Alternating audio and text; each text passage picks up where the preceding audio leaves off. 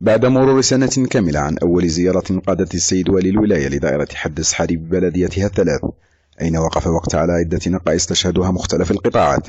وفي اجتماعه بممثلي المجتمع المدني آنذاك، استمع السيد والي الولاية لجملة من المطالب الحيوية رفعها ممثلو المجتمع المدني، تتمثل أساسا في توفير السكن العمومي وتحسين الخدمات الطبية وتزويد المناطق الريفية بالكهرباء الفلاحية والريفية، وكذا تزويد المنطقة بالماء الشروب، فضلا عن إنشاء بعض المرافق الحيوية التي تفتقر لها بلدية الدائرة.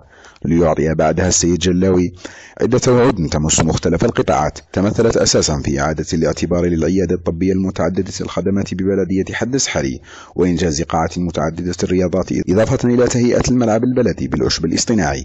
كما وعد السيد والي الولاية بمضاعفة حصة السكن، وكذا إعادة تأهيل بعض المؤسسات التربوية وتوفير السكن الريفي خصوصا ببلدية بويرة الأحداب مراعاة لخصوصية المنطقة. كما أعطى وقتها عدة أوامر من أجل التسريع في وتيرة إنجاز بعض المشاريع العالقة. تمر اليوم سنة كاملة على تلك الزيارة التي استبشر سكان الدائرة بها خيرا لما حملته من وعود جادة.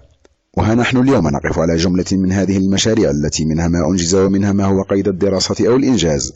ولعل ما يحسب للسيد والي الولاية هو المشروع الضخم الذي استفادت منه الدائرة، والمتمثل في حفر بئرين عميقين بمنطقة واد سعيد، وجرى المياه الصالحة للشرب لبلدية عين فقا وحد السحاري بتكلفة قدرت بأكثر من 200 مليار سنتيم، تعرف وتيرة إنجازه تقدما ملحوظا.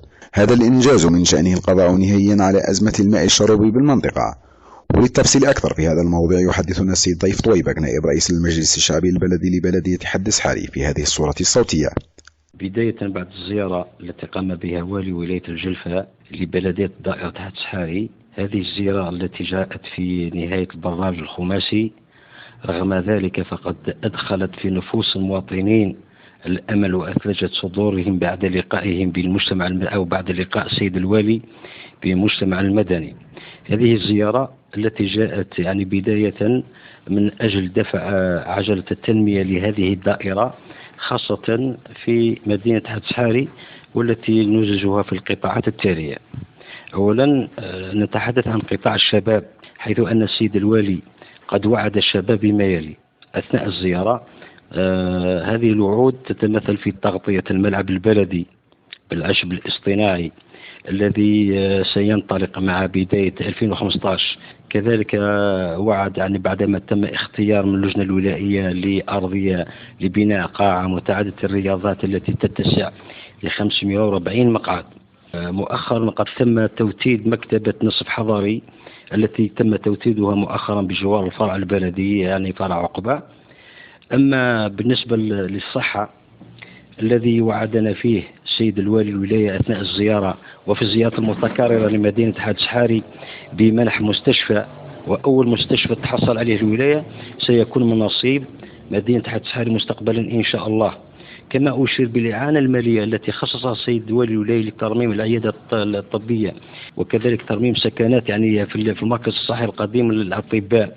بعد الإعانة والسيد الوالي مشكور باسمي وباسم أعضاء المجلس وباسم سكان الإعانة اللي توجه بها هذه اللي تمثلت في 600 مليون ترميم سكنات والعيادة الخاصة بالمجمع الصحي حتى نوفر للأطباء. وكذلك مجال بالنسبة لقطاع الفلاحة، هنا اللي استبشر به سكان منطقة بوحمارة ومنطقة شريعة عن طريق مشروع الكهرباء الريفية بمنطقة بوحمارة والمنطقة اللي ذكرتم، والتي تجاوزت بها عن الأشغال، وأن نقول الأشغال متقدمة بنسبة لا بأس بها. كما تم توزيع 50 سكن ريفي التي أودعنا القائمة نتاعها من المصالح المعنية، باقينا 120 سكن. هنا إن شاء الله ننتظر الإشارة من المعنيين من أجل إيداع القوائم ودراسة الملفات اللي متواجدة على مستوى الفرع والمستوى البلدية. أما بخصوص قطاع التربية، أولا تم ترميم كل المدارس الابتدائية طبعا بالطبع هذه تعليمات، وكذلك حتى المبالغ المالية اللي جات ورصدناها هذه من الولاية اللي تجاوزت 2 مليار، تجاوزت 17 مدرسة. كما أشير إلى كأن استفادت من مطعمين مدرسيين، مدرسة زيوش محمد مطعم مدرسي، وكذلك مدرسة قرضوط، بالإضافة إلى المطاعم نصف داخلية. كان مطعم بمتوسط النجاح اللي راح الآن راح تنطلق به الأشغال. كذلك كان مطعم نصف داخلي بالثانوية الجديدة راح تنطلق به الأشغال. كذلك دون أن ننسى إلى المشاريع التي تتعلق بالتحسين الحضاري التي مست جميع أحياء المدينة. كي نقول لك يعني جميع أحياء المدينة، سواء كان من تهيئة حضارية يعني مساحات خضراء أو من تعبيد شوارع الأحياء. وهنا يعني نشد بها ونفتخر بها، ربما اللي يتجاوز الغلاف المالي يعني بالنسبة لهذه القطاع التحسين الحضاري يتجاوز ربما 18 ولا يعني 16 مليار. ربما يعني نقدر نقول أن بلدية حادث حاري أصبحت مدينة كذلك إعادة الاعتبار لشبكة المياه الصالحة والمستعملة، دون أنسى باسمي وباسم سكان مدينة حادث حاري، وربما بالنيابة عن سكان مدينة يعني عين فقاع، بالتوجه الشكر الجزيل إلى السيد والي ولاية الجلفة السيد عبد القادر جلاوي، السيد رئيس مجلس الشعب الولائي، وإلى كل مسؤول الولاية على انطلاق مشروع جلب المياه من منطقة ولاية سعيد إلى مدينة حادث حاري وبلدية عين فقاع يتجاوز الغلاف المالي تاعها 200 مليار. يعني مشروع القرن، خاصة يعني إذا كان يتعلق يعني في جلب المياه، يعني أنا نعاني خاصة في الصيف، ولكن شفتوا يعني المشاكل اللي تعاني منها المدينة البلدية المجاورة بلدية عين فقاع. يعني بالنسبة للمشاريع القطاعية أعتقد يعني فيه مشروعين قطاعيين. يعني المشروع القطاعي الأول يعني بالنسبة للتهيئة يعني في حي هواري بومدين اللي تقدمت به الأشغال إلى حوالي 70% ما بين تعبيد وتهيئة.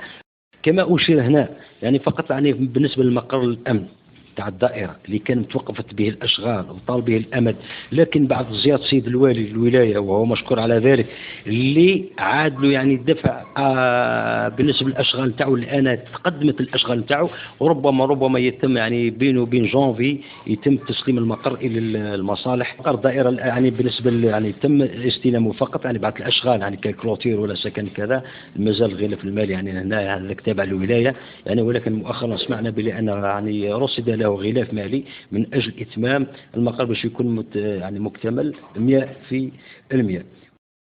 وبالنسبة لانطلاق عملية يعني التسجيل يعني الطلبات يعني التجزئات اللي عندنا إقبال كبير من المواطنين.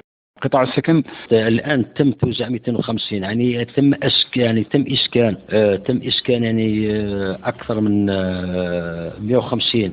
هذه مؤخرا سكنت، بقات 100 الآن تمت الأشغال بها، ربما بينهم يعني الأسبوع القادم يعني في بداية جانفي إن شاء الله تم يعني التوجيه من طرف الأوبيجي المستفيدين على السكن يعني سدوا الحقوق تاع السكن تاعهم.